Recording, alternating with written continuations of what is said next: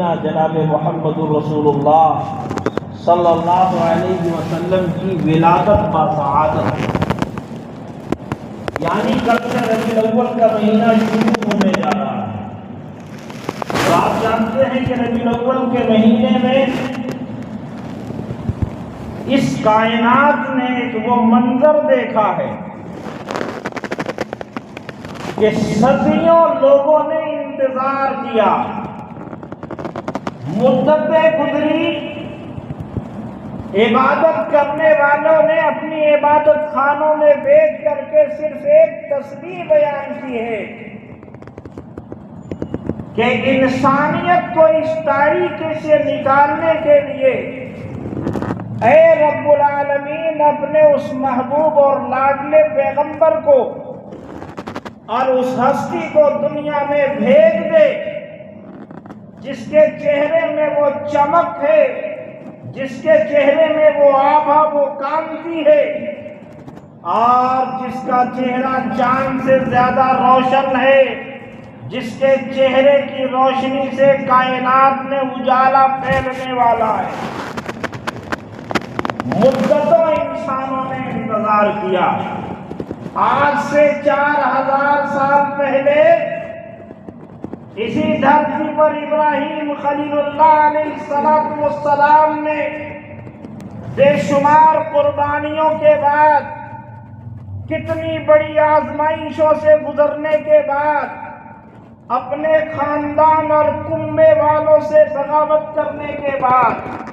اپنے بیٹے اور اپنی بیوی کو، اپنے شیرخوار بچے کو وادی غیر ذی زرع میں آباد کر لیا، اور پھر ایک وقت ایسا آیا کہ اسی ابراہیم کو آگ میں ڈالا گیا، وہاں بھی صبر و شکر کے ساتھ نار نمرود میں کودنے والا حضرت ابراہیم علیہ السلام، جسے اللہ تعالیٰ نے خلیل اللہ کہا، اس نے اپنے بیٹے کے گردن پر چھری چلا دی۔ رب العالمین نے پکار کر اعلان کیا، اِنَّ هَذَا لَهُوَ الْبَلِيُّ، ہم نے امتحانات تو بہت سو سے لیا ہے، ہم نے آزمائشوں میں مبتلا تو ہزاروں لاکھوں انسانوں کو دیا ہے، لیکن آج ابراہیم علیہ السلام نے، میرے خلیل نے، میرے دوست نے اپنے امتحان کی اور اپنے اس امتحان کی لاج رکھ لی، اور ابراہیم نے بڑے امتحان کو پاس کر لیا۔ بہت آسان ہے انسان چھوڑ دے مالوں کا رکھنا، بہت آسان ہے انسان چھوڑ دے تخت سلیمانی، یہ سب آسان سے آسان طرح جانے من، لیکن بہت مشکل ہے اپنے ہاتھوں سے اپنے بیٹے کی قربانی، جس قربانی سے ابراہیم علیہ السلام گزر گئے، اور رب العالمین سے انہوں نے دعا مانگی۔ کیا مانگا؟ اللہ کے خزانے کا انمول ہیرا، اللہ کے خزانے کا وہ اچھوتا اور بے مثال نگینہ طلب کیا۔ ابراہیم علیہ السلام نے خانہ کعبہ کی تعمیر کی، اور بیت اللہ کو تعمیر کرتے ہوئے ابراہیم نے اپنی جھولی پھیلا دی اس رب العالمین کے سامنے، اس داتا، اس پروردگار کے سامنے۔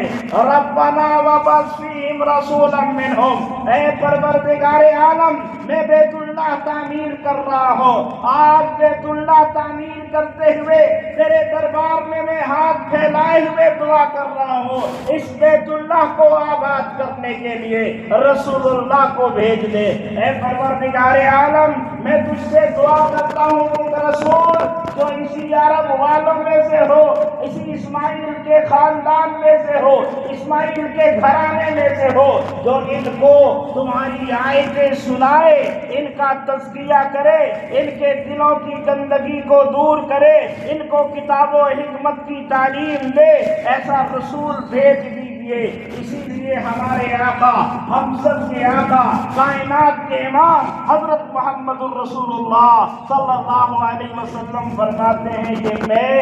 ابراہیم علیہ السلام کی دعاؤں کا ثمرہ اور عیسیٰ علیہ السلام کی بشارت ہو، ان کی نوید ہو۔ عیسیٰ علیہ السلام نے بشارت سنائی تھی. مولانا حامد تڑپ کر کہتے ہیں ہوئے پہلوئے آمنہ سے ہوئیدا دعائے خلیل نوے بے کسیا.